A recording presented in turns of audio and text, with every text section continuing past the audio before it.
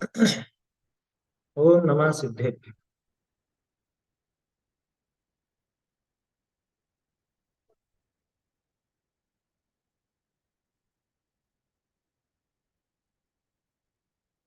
नमः श्रीवर्धमानाय निर्धूतकलिलात्मने सालोकानां त्रिलोकानां यद्विद्यादर्पणाय ते। श्री रत्नकरण श्रावकाचार्य ग्रंथ में अपनी चर्चा चल रही है। ये 8 मूल गुण जो बताए, श्रावक के 8 मूल गुण, इन पर अपनी चर्चा है। पिछली स्वाध्याय में अपन ने देखा था कि ये 5 अणुव्रत और 3 मकार का त्याग, मद्य मांस मधु, ये 3 मकार कहलाते हैं। मकार का अर्थ क्या है? बहुत से लोग सोचते हैं मकार शब्द क्या है। मकार माने म से जिसका नाम चालू है ना, तो वो मकार कहलाता है। जैसे मद्य मांस मधु, तीनों में म है, इसलिए ये 3 मकार कहलाते हैं। कुछ ग्रंथों में तो एक और नाम आता है, मक्खन। ये मक्खन को चौथा मकार कहा गया। और जैसे ये 3 मकार का त्याग किया जाता है, वैसा ही मक्खन का भी त्याग करना चाहिए, ऐसा वहां पर आता है। क्योंकि मक्खन में भी वैसा ही दोष है, नेनू जिसको कहते हैं, नेनू भी बोलते हैं बहुत सी जगह, मक्खन भी बोलते हैं। क्योंकि मक्खन की मर्यादा बनती नहीं है। वो तो जैसे ही बिलोया गया, मक्खन ऊपर उभर के आया, और हाथों हाथ आग पे चढ़ाओ तो उसकी मर्यादा बने, लेकिन आग पे चढ़ाते पिघल जाए। तो वास्तव में मक्खन वो खाने जैसा है ही नहीं, वो सेवन करने लायक नहीं है। ऐसी बात वहां आती है। अपन ने इनकी चर्चा की थी पिछली चर्चा में, कि 5 पाप और 3 मकार का त्याग माने 5 अणुव्रत। उनका त्याग तो नहीं, उनमें एक लिमिटेशन है। 5 पाप में तो लिमिटेशन की गई, जिसको अणुव्रत नाम दिया अपन ने। तो 5 अणुव्रत और 3 मद्य मांस मधु का जो त्याग है, उसी को श्रावक के 8 मूल गुण कहे गए। एक बार अपन श्लोक बोल लेते हैं 62 से 66, उसके बाद फिर आगे चर्चा करते हैं। अतिवाहनाति संग्रह विस्मय लोभाति भार वहनानि परिमित परिग्रहस्य च विक्षेपा पंचलक्ष्यन्ते पंचाणुव्रत निधयो निरतिक्रमणा फलन्ति सुरलोकम् यत्रावधिरष्टगुणा दिव्य शरीरं च लभ्यन्ते मातंगो धनदेवश्च भारिषेणस्ततः पर नीलीजयश्च सम्प्राप्ता पूजातिशयमुत्तमम् धन श्री सत्य घोषौ च तापसा रक्षकावपि उपाख्येयास्तथा श्मश्रु नवनीतो यथा क्रमम् मध्यमांस मधुत्यागे सहानुव्रत पंचकम् अष्टौ मूल गुणानाहुर्ग्रहीणाम श्रमणोत्तमा। चलिए, अपनी पिछली चर्चा में यहाँ तक बात हुई थी कि अनादिकाल से संसार में परिभ्रमण का कारण मिथ्यात्व अन्याय अभक्ष थे। उनका जब अभाव हो जाए, तब यह जीव अनेक गुण ग्रहण का पात्र होता है। ये बात हो गई थी। अनेक गुण ग्रहण का पात्र कब होगा ये जीव? कि भाई जब मिथ्यात्व छोड़े, अन्याय अनीति अभक्ष छोड़े। अच्छा, मिथ्यात्व छूटा सो तो सम्यक तो हो ही गया अपने आप। तो यहाँ पे मिथ्यात्व छोड़े फिर पात्र होगा, ऐसा क्यों कहा? कि पहले तो ग्रहित मिथ्यात्व छोड़े। क्योंकि देखो, चरणान्योग का ग्रंथ है ना, तो यहाँ पे मिथ्यात्व से आशय ग्रहित मिथ्यात्व से ही लेना। क्योंकि जहां सम्यक दर्शन देव शास्त्र गुरु का श्रद्धांत कहा गया है, तो वहां पे मिथ्यात्व का आशय कुदेव कुगुरु कुधर्म कुमूढ़ताएं, मतलब वो जो मूढ़ताएं हैं, 3 मूढ़ताएं, उन सबसे ही यहाँ पे मिथ्यात्व समझना चाहिए। ठीक है। तो इसमें ये बात आती है यहाँ पे कि अपने को दूर से ही ये सारी चीजें छोड़ देनी चाहिए। चलिए, ढूंढारी से देखना है अब अपने को इसे।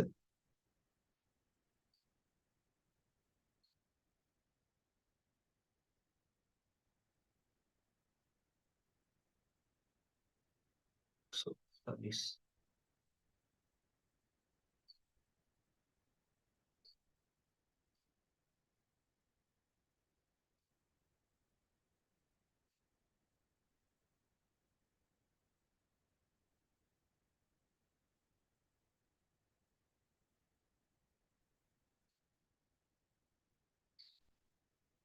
हम्म।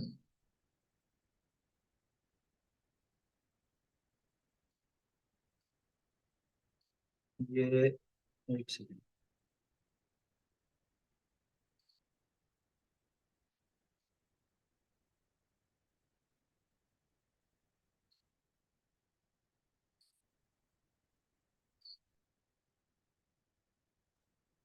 इसके पहले वाला पेज है, यहाँ से आएगा शायद। हम्म। कहते हैं ये अष्ट त्याग है ते ही मूल गुण है। हम्म। नीचे से दूसरी पंक्ति देखिए, नीचे से दूसरी पंक्ति से स्पष्ट होगा। बहुरी अन्य ग्रंथनि में पंच उदुम्बर फल और तीन मकार का त्याग ते अष्ट मूल गुण कहे हैं। यहाँ उदुम्बर, कठुम्बर, पीलू, पीपल की गोल, बड़का बड़वाला, ये पंच उदुम्बर फल कहिए। इन्हीं में बहुत तरस जीवनी को प्रकट देखिए है। ताते प्रकट देखिए, ताते इन फलनि का भक्षण मांस के समान है। और हु केतेक फल पत्र पुष्प ऐसे हैं, तिनको सुकावने में काल पाए त्रस मरी जाए। तिनका भक्षण में हु राग भाव की आधिक्य ताते महाहिंसा होए है। पत्र जाके ऐसा पाप होए, जो याकू में सुकाए खाऊंगा, तिसके अभक्ष में तीव्र अनुराग ते बहुत बंध होए। मदिरा है सो मदिरा है सो मन को सो मन को मोहित करे है, अचेत करे है। और मन मोहित हो जाए सो धर्म को विस्मरण हो जाए। और धर्म भूली जाए सो पुरुष निशंक हिंसा को आचरण करे है। ऐसा विशेष जानना। इनको यहीं से अपन देखते चलते हैं, क्योंकि ऐसी कोई विशेष इतनी कठिन बात है नहीं। पहले जो कहा, अन्य ग्रंथों में पांच उदुम्बर फल का वर्णन है ना।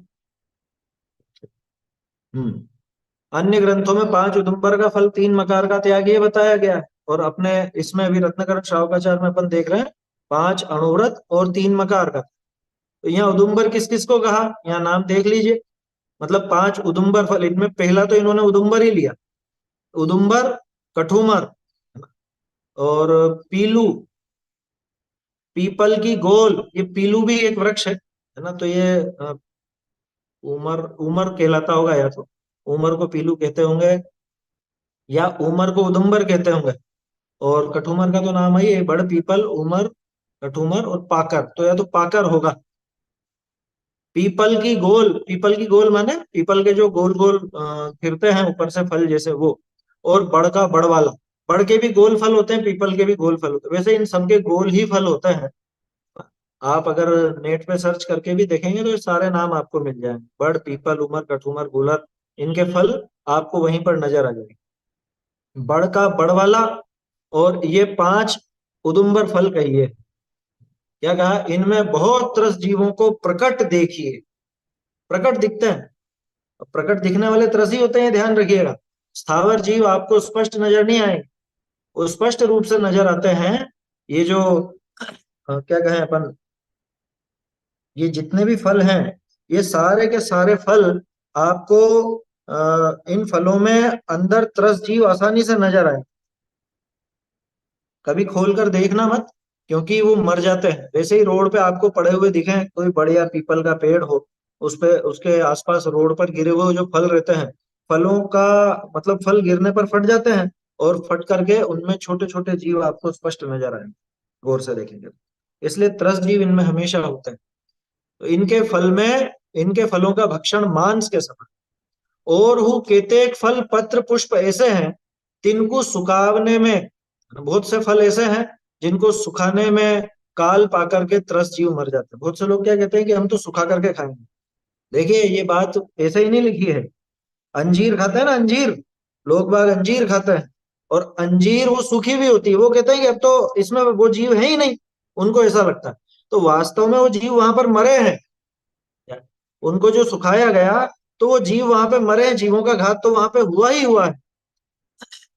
तो काल पाकर के त्रस्त जीव मर जाते हैं, उनके भक्षण में भी राग भाव की आधिक्यताते महाहिंसा। राग भाव अधिक है वहां पे, विशेष है राग भाव। तो राग भाव अधिक होने से आपने भक्ष भक्ष वाला जो पाठ पढ़ा होगा अपने बाल बोध में, उसमें एक ग्रद्धता नाम का शब्द आया था, आपको ध्यान दो, है ना। ग्रद्धता की अधिकता। तो ग्रद्धता क्या है? ये तीव्र राग होना, आसक्ति होना। कैसी आसक्ति? यहाँ मर रहे होंगे जीव तो, हम तो खाने, हमको तो खाने से मतलब। तो वो जो ग्रद्धता है वो तीव्र राग है। ऐसे तीव्र राग के कारण महाहिंसा होती है, महापाप होता है, अन्य जीवों का भी और स्वयं का। और जाके ऐसा परिणाम होए, जो याकू में सुखाए खाऊंगा, तिसके अभक्ष में तीव्र अनुराग ते बहुत बंध होए है। जिसको ऐसा परिणाम हो कि मैं इनको सुखा करके खा लूंगा, तो उसके तो अभक्ष में तीव्र अनुराग। अब जैसे बहुत से लोग कहते हैं ना, बीच में ऐसी भी बात चली थी कि आलू के चिप्स जो बनाते हैं वो सुखा करके बनाते हैं आलू को। अब ये तो सूख गए, सूख गए इनमें, तो हम तो सुखा के खा रहे हैं, अब जीव थोड़े ना बचे इसमें। अरे भैया, इसमें वैसे ही वो जीवों का घात ही है। वो घात तेरे मुंह में नहीं हुआ, वहां पर हुआ, धूप में हुआ, घात तो हुआ ना। लोगों को क्या लगता है बस हमारे मुंह में नहीं मरने चाहिए, बाकी तो कहीं भी मरे। क्या? वो बहुत खोटी बात है, घिनौनी बात है। इनको सुखा करके मैं खा लूंगा, ऐसे उसके अभक्ष में तीव्र अनुराग से बहुत बंध होता है। आगे मदिरा की बात है। मदिरा है सो मन को मोहित करे है, अचेत करे है। ये बात तो समझाने की जरूरत ही नहीं। बिल्कुल पागल जैसा हो जाता है, उसको कुछ विवेक नहीं रहता, किससे बात कर रहा है, क्या कर रहा है, क्या नहीं कर रहा है, कुछ होश नहीं रहता। है ना उसमें तो कि ऐसा हो जाता है मतवाला कि वो माँ को तो पत्नी, पत्नी को माँ कहने लगे। क्या कहा? मदिरा है सो मन को मोहित करे है, अचेत करे। और मन मोहित हो जाए सो धर्म को विस्मरण हो जाए। क्या? धर्म का विस्मरण हो जाता है। वहां पे धर्म कहाँ पे आएगा बताओ? शराब पीते हुए जीव के, या जो नशा कर रहा है, या मदिरा का अर्थ अकेले शराब से नहीं, जो भी ऐसे क्या कहें अपन, मतलब नशे वाली वस्तुएं हैं, उन सब नशे वाली वस्तुओं में वही बात। तो उसको धर्म की बात सुहाएगी नहीं। सुहाएगी क्या नहीं, उसको समझ ही नहीं आएगी ना।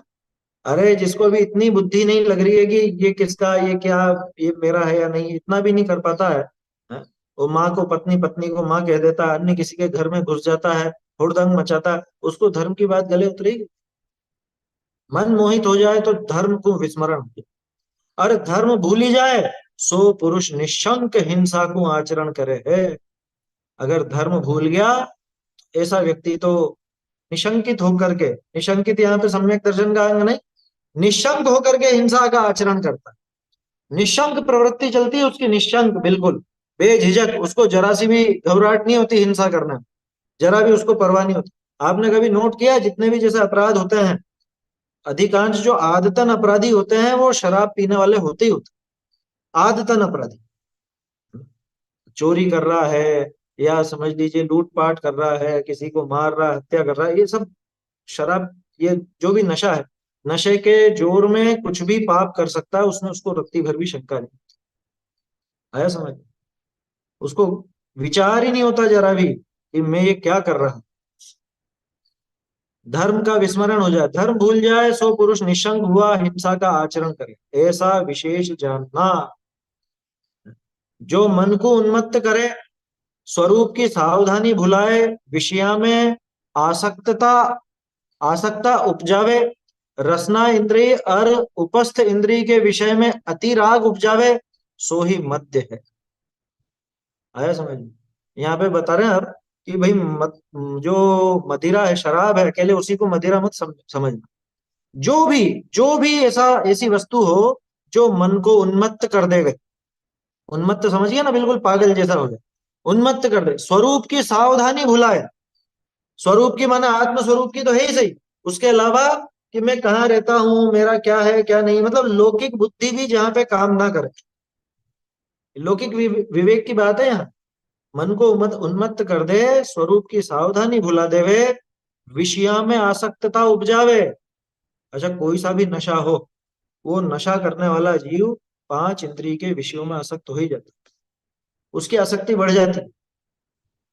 कभी देखा आपने, जो एक व्यसन करता है उसके सारे व्यसन चलते सारे व्यसनों में वो झिझकता नहीं, क्योंकि पाप की बुद्धि छूट गई ना, उसको पाप का डर छूट गया। अब वो घबराएगा नहीं किसी भी पाप से, कोई पाप करने से नहीं घबराएगा।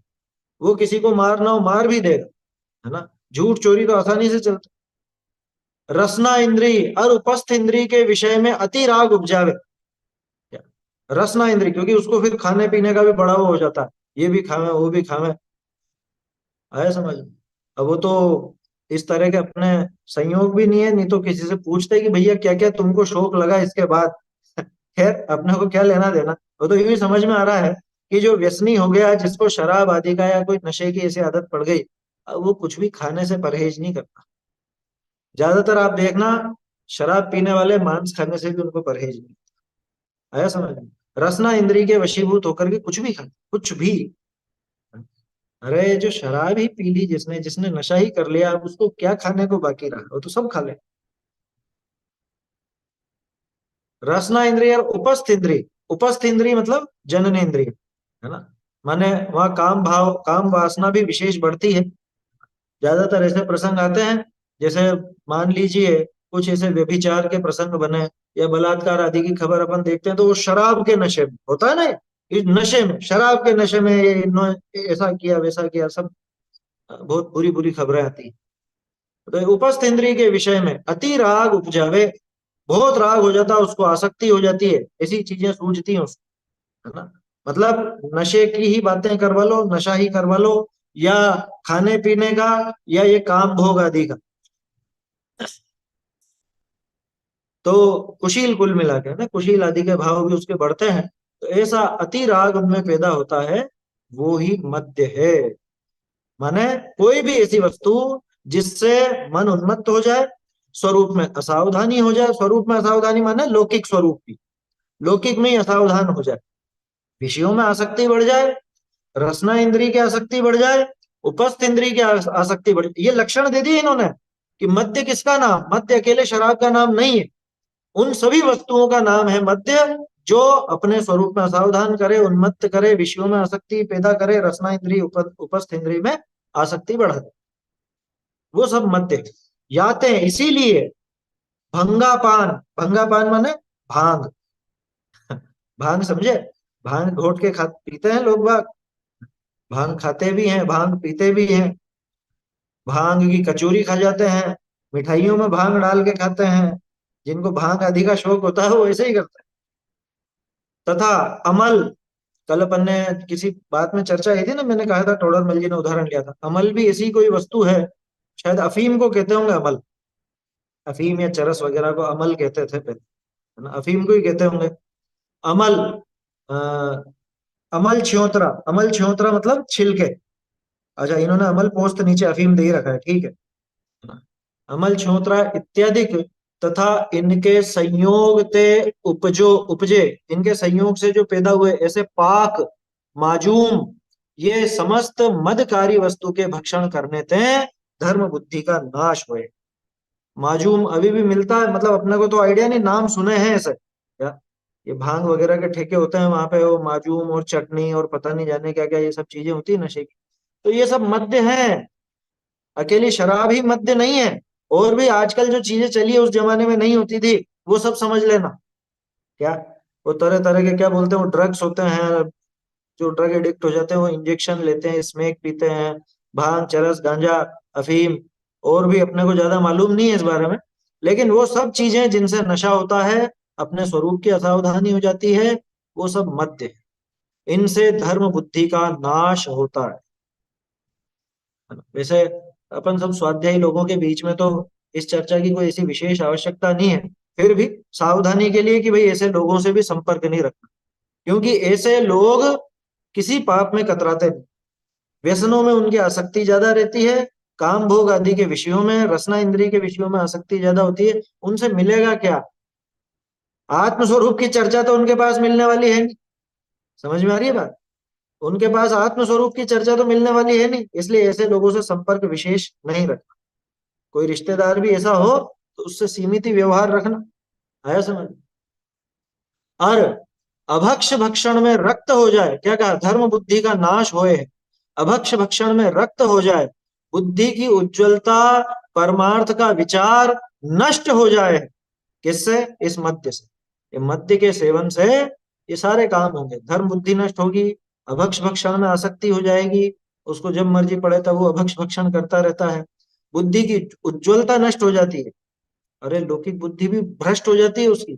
देखते हैं ना अपन की पहले तो बहुत समझदार था, है, और टॉपर था बिल्कुल एकदम, स्कूल में कॉलेज में इसमें, लेकिन नशे की लत लगी उसके बाद तो बिल्कुल बुद्धि भ्रष्ट, दिमाग काम करना बंद कर दिया। बुद्धि की उज्ज्वलता, परमार्थ का विचार असंभव है, परमार्थ का विचार तो बिल्कुल असंभव है। ये लौकिक बुद्धि जब काम नहीं कर रही है, परमार्थ में क्या करे? ताते जिनेन्द्र की आज्ञा को धारण करया चाहे, सो अवश्य अमलकारी वस्तु का भक्षण का त्याग करे। जो जिनेन्द्र भगवान की आज्ञा को धारण करना चाहता है, जो जैन बनना चाहता है, वो तो अमलकारी, अमलकारी मतलब यही नशे वाली वस्तु है ना, मद्य जिसको अपन ने कहा यहाँ पे मद नाम से जो जाना जाता है, तो ऐसी अमलकारी वस्तुओं का तो त्याग करता है। बहुरी भंगा में, उस समय शायद भंगा कहते होंगे भांग को, तो ये इन्होंने भंगा लिखा है, अब तो भांग कहलाती है, भंग भी बोलते हैं भंग। बहुरी भंगा में त्रस जीव भी बहुत उपजे हैं। कोई सोचता है ना कि ये तो पत्ती है, भांग तो पत्ती है, पत्ती। अरे सारी पत्ती है, कौन सी पत्ती नहीं है? जर्दा तंबाकू भी पत्ती होती है, अफीम चरस ये सब प्राकृतिक ही तो है, कोई इसमें वो थोड़ी ना हो गया। लेकिन इनमें त्रस जीव बहुत उपजते हैं, नशा कारक है ये तो अलग बात, लेकिन त्रस जीवों का घात भी बहुत है। क्या लिखा? अ, एक सेकेंड। और त्रस जीव भी बहुत उपजे है, और भंगा को पीवने वाला के शोधने की प्रवृत्ति हो नहीं। वो शोध के करेगा क्या वो सारा काम? जो भांग घोट रहा है वो कोई शोधने वाला नहीं, उसको तो नशे से मतलब है, वो क्या शोधेगा? और अन्य वस्तु में जीव पड़ी जाए तो अ, तो खावे नहीं है। और भंग पीवने वाला छाड़े नहीं, पीवे है, पीवे ही, है ना। दूसरी चीज में जीव पड़ जाए तो कोई नहीं खाता पीता, लेकिन भांग में तो वो पिएगा ही पिएगा, उसको कोई फर्क नहीं पड़ता। और अप्रमाण त्रस जीव उपजे, सो टाले जाए नहीं। भाई तुम मोटे मोटे जीवों को, जो जैसे इल्ली है या कोई समझ लीजिए कीड़ा है, उनको तो फिर भी देख करके हटा सकते हो, लेकिन अप्रमाण त्रस जीव पैदा होते हैं उसमें, छोटे छोटे सूक्ष्म, उनको टाला नहीं जा सकता। ताते भांग अंतरंग भी बिगाड़े, और बाह्य हु त्रस जीवनी की विराधना जानी, धर्म का इच्छुक त्याग ही करे। इसलिए भांग से तो अपना अंतरंग का भी बिगाड़ होता है और बहिरंग में भी बिगाड़ होता है। तो जिसको अपना आत्म कल्याण करना हो, जिसको धर्म की इच्छा हो, वो तो भांग आदि का त्याग करता ही करता है। बहुत से लोग शौक शौक में पीते हैं क्या? यार होली है, होली पे तो पीते ही है भांग, या कोई भी त्योहार है, त्योहार में थोड़े से घोट करके मस्ती करेंगे, हैं? हम ऐसी पिकनिक मनाएंगे या कुछ भी ऐसी पार्टी करेंगे, तो भैया ये पार्टी वार्टी ये ऐसा काम नहीं। अरे नशे में क्या क्या नहीं हो जाता है, कौन से पाप नहीं हो जाते हैं, पूरा जीवन बर्बाद हो जाता है। दूर से ही छोड़ना, ऐसे लोगों का संग भी नहीं करना, जो इस तरह के काम करते हों या इस तरह की जिनकी हरकतें हों, उनसे बिल्कुल दूर रहे। आया समझ? देखिए, और मदिरा में तो अप्रमाण त्रस जीवनी की उत्पत्ति है। अरे बनती सड़ा गला करके है। शराब वो सड़े हुए फलों से उनसे बनती है ना, कहीं जहाँ पे इनकी फैक्ट्री होती है उधर से निकल जाओ तो निकल नहीं सकते, इतनी भयंकर बदबू आती है। क्या? ये शक्कर बनती है ना, शक्कर, शक्कर में जो सबसे आखिर में सबसे सड़ा हुआ हिस्सा होता है, सबसे सड़ा हुआ, वो जाता है शराब फैक्ट्रियों में। शक्कर बनती है गन्ने से, तो उसमें सबसे पहला जो निकलता है, फर्स्ट सबसे बढ़िया, वो तो मोटा दाना होता है। उसके बाद फिर और बारीक निकलता है, फिर और बारीक, आखिर ही आखिर में बिल्कुल ऐसा सड़ा होता है। वो सब वहां पे जाता है शराब फैक्ट्रियों में। वो शराब फैक्ट्रियों के लिए जाती है वो सारी की सारी शक्कर। हाँ महुए से भी बनती, बहुत बदबू आती है। मदिरा में तो अप्रमाण त्रस जीवनी की उत्पत्ति है, अपने आप पैदा होंगे, और महादुर्गंध है, अत्यंत दुर्गंधित होती। शराब में कोई सुगंध आती है? कोई व्यक्ति शराब पी करके आ गया हो या इधर उधर घूमता हुआ हो और अपना, अरे आप बस में जा रहे हो और बस में अगर कोई शराबी बैठा हो तो बैठना पसंद नहीं करते कोई उसके पास, हटा दिया जाता है, बदबू आती। महादुर्गंध है। उत्तम कुल के पुरुष मदिरा की धारा दूर ते हूँ, भोजन करते देख ले तो भोजन का शीघ्र त्याग कर। उत्तम कुल वालों की तो रीति यह है कि दूर से अगर शराब भी दिख जाए तो वो भोजन त्याग दे। अरे इससे उत्तम बताऊं, अपने तो इस तरह के ऐसे लोग भी हैं कि जिस घर में आलू प्याज लहसुन इत्यादि बनते हो, अभक्ष भक्षण होता हो, उस घर का खाना तक नहीं खाते हैं। क्यों खाएंगे? क्या आपके यहाँ ये बनता है कि नहीं? हम तो यहाँ नहीं कर सकते कि यहाँ पास बैठ के खा सकते हो किसी के जो आलू प्याज आदि खाता हो, भक्ष भक्षण करता हो। तो जब अपन तो इतने क्या कहें, देखो कोमल विचार वाले हैं कि वो आलू प्याज आदि बर्दाश्त नहीं कर सके, तो वो कैसे बर्दाश्त करेगा शराब की धार में? दूर से भी देख ले, दूर से भी, तो वो तो भोजन का ही त्याग कर दे। और स्पर्शनते, वस्त्र सहित स्नान करे। शराब का मान लो स्नान हो जाए, वो उसके छींटे लग जाए, कुछ ऐसा स्पर्श हो जाए, तो स्नान करे वो। उत्तम कुल वाले तो शराबी तक का स्पर्श नहीं करते। मदिरा करी उन्मत्त होए, सो माता को पुत्री को स्त्री रूप आचरण करे है।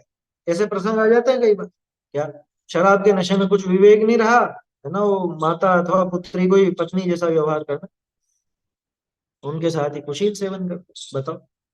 तो ऐसा खोटा आचरण ऐसा होता। और अपनी स्त्री को माता पुत्री रूप आचरण करे है। माँ को पत्नी समझ ले, पत्नी को माँ समझ ले, बेटी को पत्नी, पत्नी को बेटी, कुछ भी समझ ले। भय ग्लानि क्रोध काम लोभ हास्य रति शोक, ये समस्त दोष हिंसा ही है। क्या ये सारे के सारे दोष हिंसा ही हैं। समस्त मद्यपानी के होए है। जो शराबी है, जो मद्यपान, शराबी बार बार कहने में आता है, जो भी नशा करता है, वो चाहे भांग का हो चाहे शराब का हो, उस जीव के सारे बढ़े हुए रहते हैं। उसका भय भी बढ़ा हुआ रहेगा, ग्लानि भी बढ़ी हुई रहेगी, सारी कषायें तीव्र हो जाती हैं। कषायों को तीव्र कर देती है ना, ये जो भी नशे वाली चीजें, कषाय तीव्र हो जाती है, ऐसा है ना।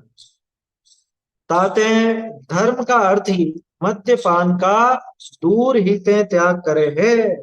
इसलिए जो धर्म का अर्थ ही है, वो तो मद्यपान का दूर से त्याग करता है ना। दो तीन सुधार इसमें पहले निकले हैं, वो बता देता हूं मैं आपको। पिछले पेज पर जो वो आठ, ये अपने पांच उदुम्बर फलों की चर्चा थी, उसमें वे मर जाते हैं, पांचवी पंक्ति में देखिए, त्रस जीव जो उनमें रहते हैं वे मर जाते हैं। उन सूखे सुखाए फल इत्यादि, ये जो लिखा है ना, सूखे सुखाए फल इत्यादि, इसको ब्रैकेट में डाल दीजिएगा, ये मूल में नहीं है जैसे।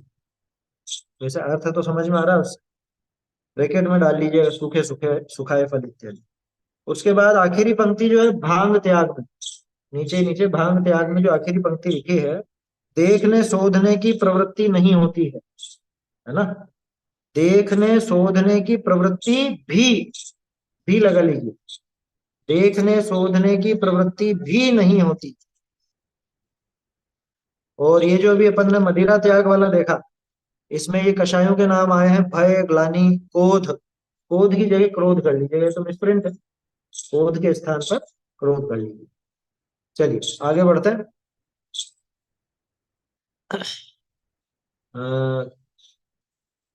क्या कहा ये, ताते धर्म का अर्थ ही मद्यपान का दूर ही ते त्याग करे। इसलिए जो धर्म का प्रयोजन हो, जिसके मन में जो धर्म साधन करना चाहता हो, वो तो मद्यपान का दूर से ही त्याग करता, उसे दूर से ही वो मद्यपान छोड़ देना चाहिए। उसको अपने जीवन में मद्यपान की तो कोई ऐसी गुंजाइश ही नहीं हो, ऐसी प्रवृत्ति उसके रहनी चाहिए। चलिए आगे देखते हैं। बहुरी द्विंद्रिय अधिक प्राणी, द्विंद्रिय अधिक प्राणिनी के खाते मांस उपजे। देखो मत्स्य की बात हो गई है ना, और पांच उदुम्बर फलों की बात भी हो गई, और अब ये मांस की बात। क्या कहा, द्विंद्रिय अधिक प्राणिनी के खाते मांस उपजे। मांस की परिभाषा क्या है? त्रस जीवों के कलेवर को मांस कहते हैं, है ना, यही परिभाषा पढ़ी है अपन। और त्रस जीवों का कलेवर क्या है? माने दो इंद्री या दो इंद्री से अधिक का कोई हो, तो उसका जो शरीर है उसे त्रस कहा जाता। तो दो इंद्री, तीन इंद्री, चार इंद्री, असंगी संगी पंचेंद्री, इन सबके शरीर का नाम है मांस। तो उनके घात से ही मांस पैदा होता है, उसके बिना मांस पैदा नहीं होता। पैदा क्या होता है, उनका शरीर ही तो वो मांस है। अब अगर उसको खाना है तो उसको मारना पड़ेगा, है ना। तो अपने आप ही उसके घात से वो मांस पैदा होता है। चलिए, अर जाकी आकृति महाघृणा उपजावे है। कभी देखा मांस कैसा दिखता है, दिखने में कितना बुरा लगता है। अपने को देखें तो उल्टी आ जाए, किसी को वमन हो जाए। देख लो, कहीं पे मान लो किसी का एक्सीडेंट हुआ और ऐसा मांस अगर रोड पर हो तो भोजन नहीं भाई। क्या लिखा, जाकी आकृति महाघृणा उपजावे है, मांस का स्पर्शन और दुर्गंध और नाम ही परिणाम में महाग्लानि उपजावे है। अगर छू जाए ऐसा मांस तो कितनी ग्लानि आती है बोलो। वो तो अपने साथ कभी ऐसा हुआ नहीं, लेकिन मान लो अपना ही घाव हो गया, कोई अपनी चोट लगी, घाव हो गया, अब उस घाव में कैसा लगता है, बिल्कुल कैसा वो, इतना घिनौना सा, बदबू अलग आती है, उसका तो नाम लेने में भी ग्लानि आती है। क्या, परिणामों में महाग्लानि पैदा होती। जे धर्म रहित नरकादिक के जाने वाले महानिर्दय परिणामी होए, ते मांस भक्षण करे।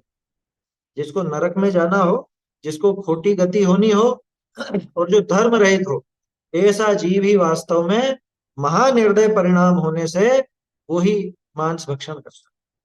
महानिर्दयी, महानिर्दयी, अरे दूसरे जीव को मार करके खाने वाला या मरे हुए का मांस खाने वाला, उसके दया का परिणाम कहाँ से हो ही नहीं सकता। तो वो मांस भक्षण करता है। और जो स्वयमेव मरे हुए बलद, भैंसा, इनका मांस है, ताके आश्रय अनंत तो बादर निगोद जीव और असंख्यात त्रस जीव, तिनका घात हो। कोई भी हो, ऊंट हो, बलद हो, बलद यानी यही बैल, बलद का मतलब बैल, बैल हो, भैंसा हो। अब तो पता नहीं जाने किस किस का खा लेते हैं लोग बाग, तो जाने क्या क्या कर लेते हैं। कोई प्राणी नहीं छोड़ा दुनिया में जिसको मार करके नहीं खा जाए। चींटियों की तो चटनी बनाने लग गए, बताओ, आया समझ में। चींटियों की चटनी, अब किसको छोड़ेंगे। सांप को मार के खा जाते हैं, सुअर को मार के खा जाते हैं, हाँ? गाय को मार के, गाय को तो खैर खाते ही थे, मतलब कुछ ही नहीं रहा। अब ये बात हमारे बीच में क्यों कर रहे हैं, हम तो खाते भी नहीं, हमें तो नाम सुनते भी घृणा आती। भैया बाजार की जो वस्तुएं हैं, आइसक्रीम, चॉकलेट और कितनी चीजें, उनमें इनका कैसा प्रयोग होता है, एक बार विचार कर ले। और ये बात आज छुपी हुई तो है नहीं, दवाइयों के माध्यम से भी ये सबका, क्या कहें। अभी जैसे वो कोरोना के समय, कोविड के समय, वो क्या था, ये जो इसकी वो टीका बनाया गया, वैक्सीनेशन किया गया, वो वैक्सीन की दवाई में, उसमें बछड़े को, मतलब भ्रूण को, भ्रूण को बढ़ता हुआ 5-6 महीने का जो बछड़ा हो, उसको मार करके, मतलब जिंदा ही निकाला जाता, और उसमें से वो निकाला जाता था, एक कुछ सॉल्यूशन उसका होता था जिसको दवाई में डाला गया। उसकी बाकायदा पूरी रिपोर्ट थी, वो सब थी। इसीलिए उस समय चर्चाएं भी बहुत हुई थी ना, और अपन लोगों ने तो निषेध भी किया था इसका। बहुत लोगों ने, आप लोगों ने, हमने हमने तो प्रयोग किया नहीं, उस वैक्सीन का इस्तेमाल किया नहीं। खैर, यहाँ ये समझने की बात है, जो स्वयमेव मरे हुए बलद, भैंसा, इनका मांस है, ताके आश्रय अनंत तो बादर निगोद। अनंतानंत तो बादर निगोद, सूक्ष्म निगोद या नहीं है, वहां ध्यान रखना। बादर है, मोटे मोटे बादर। मोटे का मतलब ऐसे मोटे नहीं जो आपको दिख जाए, हमको दिख जाए, है तो वो अपनी निगाह से ओझल ही, लेकिन वो छोटे नहीं, बड़े जीव है कुल मिला के। सूक्ष्म निगोदिया जैसे आलू प्याज वगैरह, इनमें भी होते, इनमें भी बादर निगोद भी होते हैं, बादर निगोद होते हैं। सूक्ष्म निगोदिया तो हर जगह व्याप्त। तो अनंत अनंत तो बादर निगोद जीव और असंख्यात त्रस जीव। ये तो असंख्य लिखने को लिख दिया इन्होंने, क्योंकि उधर निगोदिया की संख्या अनंत बताई ना, इसलिए। वास्तव में तो त्रस भी अनंत पैदा हो जाते हैं, त्रस भी अनंत की संख्या में ही होते हैं, लेकिन वो अनंत उन निगोदिया से कम है, इसलिए वो उनको अनंत कहा और इनको असंख्य कहा। बाकी अनंत ही समझना। त्रस जीव, उनका घात होता है बहुरी, कच्चा मांस में और अग्नि करी पकिया मांस में। और जिसका, जिस जिस काल नीचे अग्नि लागी करी सीजे है, तिस काल पकता हुआ मांस में हूँ, अनंत जीव निरंतर उपजे है, तेसी ही जाति का समय समय उपजे है। ताते कच्चा मांस, पका हुआ मांस, व पकता हुआ मांस, सूखा हुआ मांस को जो खाए है, ताकि मांस की डली को स्पर्शन करे है, ते अ, ते जीव निरंतर संचय किया, ऐसा बहुत जीवनी का घात करे है। देखो, आया समझ में इसका? ये श्रावकाचार्यों में सब जगह मिलेगा। बहुत से लोग क्या कहते थे, अरे कच्चे मांस में है, पके हुए में नहीं है, पक गया ना वो तो, आग से पका लिया गया। कि पका हुआ हो चाहे कच्चा हुआ हो, कच्चा हो, और चाहे पकता हुआ हो, माने जिस समय पक रहा है ना उस समय भी। कोई ये सोचे पकते पकते कोई खा लो, अलग से नहीं रहेगा, उस बाद में होगा या पहले होगा, कि हमेशा ही। ये मांस तो हमेशा ही त्रस जीवों का उत्पत्ति स्थान है, निरंतर उसमें अनंत अनंत जीव पैदा होते हैं। इसलिए चाहे वो कच्चा हो चाहे पका हो, मांस में निरंतर निरंतर कितने, अनंत अनंत जीव, अनंत त्रस जीव उसमें पैदा होते। पहले मालूम हम छोटे थे तो ऐसा बहुत से हमारे साथी या कुछ इस तरह का प्रश्न करते तो जवाब देते नहीं बनता था कि आलू में तो अनंत जीव होते हैं, अंडे में तो एक ही जीव है ना, या मांस तो एक ही जीव को मार के खाए ना, तो आलू खाने वाला ज्यादा दोषी मांस से अंडे से, बोलो। अरे वो एक नहीं है, एक तो उसका स्वामी दिख रहा है, वहां पे अनंत अनंत जीव है, और आलू प्याज आदि से ज्यादा है, ज्यादा खतरनाक है, क्योंकि ये त्रस जीव है। समझ में ही बात? इसलिए इस भ्रम में मत रहना कि जमी कंद में तो अनंत है और इसमें एक है, एक नहीं है, यहाँ भी अनंत है, बल्कि उससे अनंत गुना है। आलू प्याज इत्यादि जो जमी कंद है, वनस्पति कायिक जो होते हैं, उनसे अनंत गुना जीव त्रस में होते हैं, और वो भी त्रस जीव। त्रस जीवों के घात से स्थावर तो बहुत रहेंगे, हमेशा ही रहेंगे। तो अरे उसको क्या लिखा है यहाँ पे, सूखा हुआ हो भले, क्या, कच्चा हो, पका हुआ हो, पकता हुआ हो, सूखा हुआ हो। सूखा हुआ का क्या मतलब? अरे चमड़े के purse, leather belt, leather purse, leather jacket, ये सब क्या है? ये सूखा हुआ मांस ही तो है। इसको जो खाता है या मांस की डली को स्पर्शन करे है, ये स्पर्शन क्यों लिखा?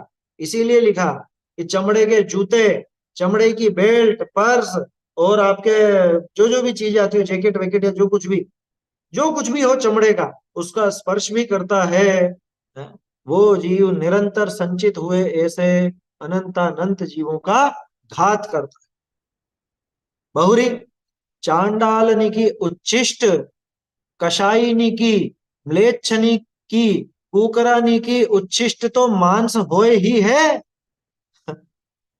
चांडाल का झूठा ना वो मांस क्या है? ये चांडाल का उच्छिष्ट, कषाय नहीं, यहाँ कसाई है, कसाई है ना, वो कसाई मत समझ लेना, कसाई, ऐसाई हो, चांडाल हो, म्लेच्छ हो, कुकर यानी कुत्ते वगैरह, तो इनकी उच्छिष्ट वो मांस ही है।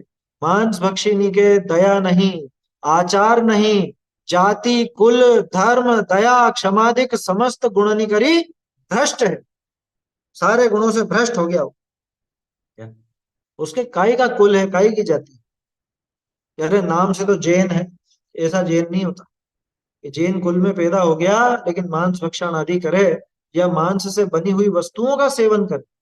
ध्यान रखना, बाजार में मिलने वाली ये आइसक्रीम, टॉफियां, चॉकलेट वगैरह और जो भी है, जेली वगैरह, या इस तरह की दवाइयां जिनमें मांस आदि का प्रयोग हो, खून का प्रयोग हो, बिल्कुल काम में लेने लायक नहीं।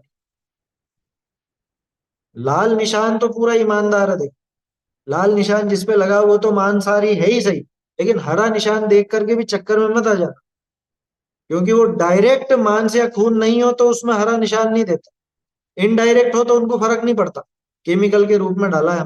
केमिकल अब किससे बना है? और जमाना ऐसा है कि सारी जानकारी उपलब्ध है, कौन सा केमिकल, कौन सा दवाई का सोल्ट किससे निकलता है, किससे वो बनता है, ये सारी जानकारी उपलब्ध है। तो ये जानकारी मिली है, इतना पुण्य का उदय है कि सारी चीजें अपने को अपने हाथ से ही पता चल जाती है, मोबाइल से ही पता चल जाती है। तो प्रयोग करना चाहिए, देखना चाहिए कि हम क्या किस वस्तु का प्रयोग कर रहे हैं, किसका नहीं कर रहे हैं। क्या लिखा? वो तो सारा भ्रष्ट हो जाता है, बिल्कुल एकदम भ्रष्ट, भ्रष्टों से भी भ्रष्ट हो जाता है। उसका कोई आचरण नहीं है, कोई जाति नहीं, कुल नहीं, दया धर्म नहीं, सारे गुणों से भ्रष्ट है। दुर्गति गामी महापापी महानिर्दयिनी ने, महानिर्दयिनी ने मांस भक्षण को शास्त्र में धर्म क्या कया है? बताओ। मांस भक्षण को कह दिया ना धर्म, ये तो देवी का प्रसाद है, ये तो देवता का प्रसाद है। क्या उनको चढ़ाएंगे, पहले उनको मारेंगे, बलि देंगे, और खाएगा कौन? तो वो मूर्ति तो खाती नहीं है कुछ भी, वो फिर सब भक्तों में बांट दिया जाए। शराब बांट देते हैं, शराब चढ़ाते हैं और फिर भक्तों में बांट देते हैं। उज्जैन में तो सुना है, वहाँ कलेक्टर भी ऐसे बांटता है शराब को प्रसाद की तरह। है समझ में? ऐसी दुर्दशा है। तो ये जो दुर्गतिगामी है, महापापी जीव है, महानिर्दयी है, दया तो है ही नहीं उनके, और पाप का डर है नहीं, और आगे खोटी गति होने वाली है।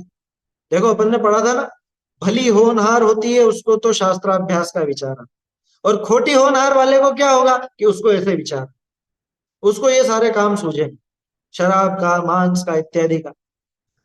तो महानिर्दयी और दुर्गति जाने वाला जो जीव है, वो मांस भक्षण को शास्त्रों में, मतलब मांस भक्षण आदि को धर्म ठहरा।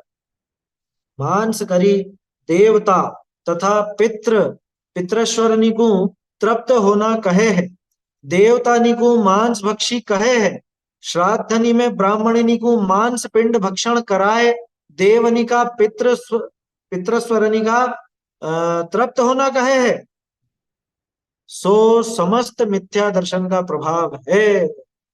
वो सारा का सारा मिथ्यात्व का ही प्रभाव समझना। क्या समझ में आ रही है बात? कैसे कैसे पापी जीव होते हैं, ऐसे खोटे काम करके, और उसको ये समझते हैं कि इससे इससे हमारे देवता संतुष्ट हो जाएंगे, इससे हमारे जो पितर पितर होते हैं, पितर पितर माने हमारे बड़े बूढ़े मरे हुए, वो संतुष्ट हो जाएंगे, या उनको पसंद था इसलिए उनके श्राद्ध पर हम ये करेंगे, तर्पण करेंगे और ये करेंगे, उसके नाम पे ब्राह्मणों को मांस भक्षण आदि भी करा। बहुत से लोग सोचते हैं ब्राह्मण मांस नहीं खाते, जबकि बहुत जगह के इस तरह के ब्राह्मण होते हैं, जैसे बंगाल और इस साइड में जो ब्राह्मण है, वो मछली वछली तो उनके जीवन में यूं ही चलती। आया समझ? और ये जो वेद पाठी है, वेदों में कहीं पे निषेध नहीं है मांस भक्षण, वेदों में कहीं निषेध नहीं है मांस भक्षण। आया समझ? वहां तो ऐसी ऐसी क्रियाएं हैं जहां पे साक्षात बलि चढ़ाई जा रही है, जो कुछ भी किया जा रहा है उसका भक्षण करता कौन है? वो जो यज्ञ करने वाले, उन्हीं में तो बंटता है वो प्रसाद। आया समझ?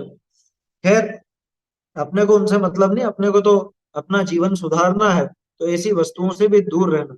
हम साक्षात मांस भक्षण के दायरे में तो नहीं, साक्षात तो नहीं है, एकाएक कोई जैन होता नहीं है इस तरह, लेकिन जाने अनजाने बहुत सी ऐसी चीजें हो जाती हैं, बहुत सी ऐसी वस्तुएं काम में आती हैं जिनमें मांस आदि का प्रयोग हो, तो उस मामले में बहुत सचेत सावधान रहने की आवश्यकता है। क्या हमको देख लेना चाहिए? अरे एक सीधा सा आपको तरीका बताता हूँ, बाहर का बना हुआ कुछ भी नहीं खाना, बच गए आप सारे पापों से। बाहर का बना हुआ कुछ भी नहीं खाना, जो भी खाना है घर पे बना के खाना, अपने आप सारी सारी चीजों से बच गए, दुनिया भर के भक्ष्य से बच गए। अब क्या बचा? सिर्फ दवाई बची, तो दवाई में आप टटोल लो, आप जानकारी निकाल लो कि इस दवाई में जो सामग्री है ये कैसे बनती है, क्या है क्या नहीं।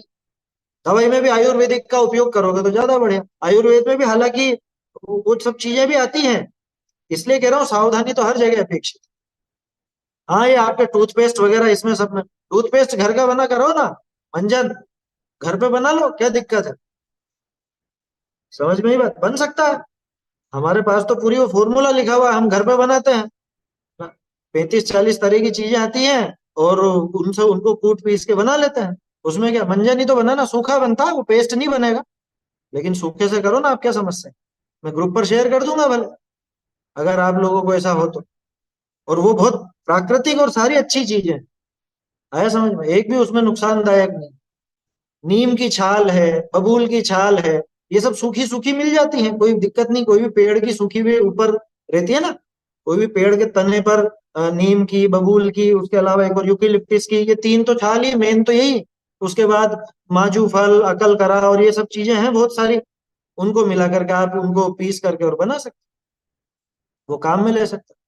तो जो भी चीजें बाहर की बनी हुई हैं, टूथपेस्ट हो गया या और भी हो गया, ये छोड़ो ये। तो और विचार कर लेना अपने बाहर का बना हुआ क्या क्या काम में आता है, क्योंकि वहीं पे ये संभावना गड़बड़ की, बाकी अपने खाने में तो और कोई संभावना इस तरह की होती नहीं। तो वो इस तरह से कर सकते हैं। तो ऐसे जो महापापी हैं उनके तो मिथ्यात्व का भी जोर बहुत है और पाप का भी जोर बहुत है। देखो यहाँ पे एक लाइन एक्स्ट्रा है, उसको आप ब्रैकेट में डाल सकते हैं। ये जो लिखा ना, मांस से देवता तथा पितरों को तृप्त होना कहते हैं, इसके बाद देवताओं को मांस भक्षी कहते हैं। नहीं, ये वाली लाइन तो आ गई, ये आ गई, ये ब्रैकेट की जरूरत नहीं है ये लाइनें तो आई है ये अभी पढ़ी तो थी मैंने। नहीं आएगा, कुछ नहीं है। उनको मांस भक्षी कहते हैं, श्राद्ध में मांस पिंड का भक्षण करा के देवों को पितरों को तृप्त होना कहते हैं। ये सब मिथ्या दर्शन का प्रभाव। मिथ्या दर्शन से ज्यादा तो पाप बुद्धि छाई हुई है माथे पे। इसको विचार नहीं है बिल्कुल, मैं कैसे कैसे इन जीवों का घात कर, ऐसा है। आगे मधु त्याग और वो हिंसा त्याग आदि की बात आएगी, वो अपन फिर आगे कल देखेंगे, है ना, उसकी चर्चा फिर कल करेंगे। बोलिए।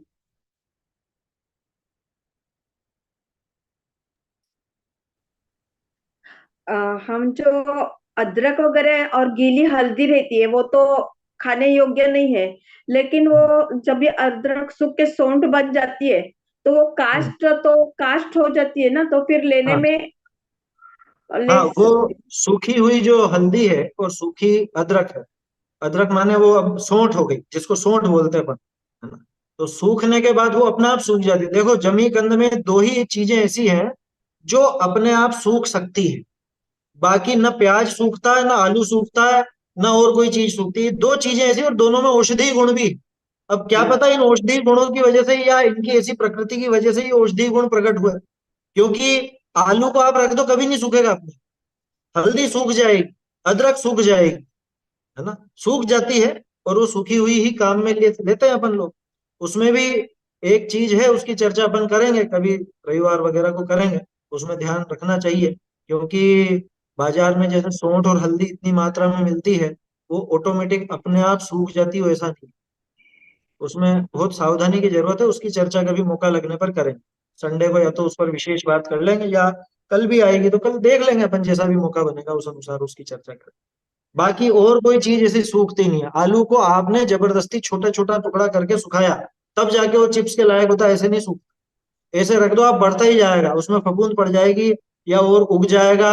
ऐसा होता है आलू के अंदर। ऐसे ही लहसुन प्याज जो भी जमीकंद है, मूली और क्या गाजर वगैरह, ये कुछ भी इस तरह के नहीं होते जैसे हल्दी और सौंठ हो जाते हैं। बिल्कुल लकड़ी जैसे हो जाते हैं, ऐसे कठोर हो जाते हैं, आपकी मिक्सी में आसानी से नहीं पिसते, इतने कठोर हो जाते हैं। तो लकड़ी हो जाती है, बिल्कुल काष्ठ बन जाती है। तो अपने आप ही उनमें जीवों का घात फिर नहीं रहता, ऐसा समझना चाहिए। चलिए। चैतन्य का स्मरण प्रतिक्षण ही करो रे, भव के अनंत दुख को क्षण में हरो रे, अक्षय अनंत निज सौख्य निधान पाओ, गाओ अरे गाते इसी इसी के के गीत हीरे। गाओ।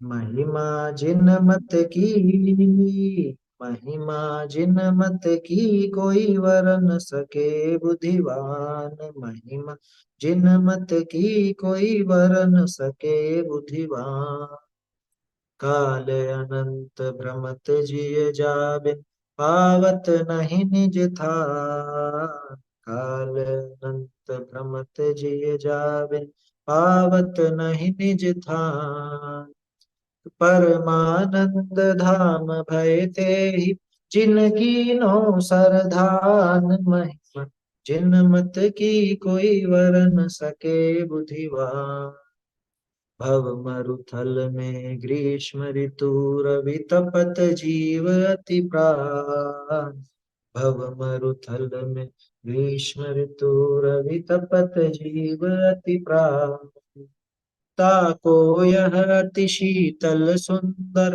धारा सदन समान, महिमा जिन मत की कोई वर न सके बुद्धिवान, प्रथम कुमत मन में हम भूले कीनी नाहि पिछा, प्रथम कुमत मन में हम भूले कीनी नाहि पिछा, भाग चंद अब या को सेवत परम पदार्थ जान महिमा, जिन मत की कोई वर न सके बुद्धिवान महिमा, जिन मत की कोई वर न सके।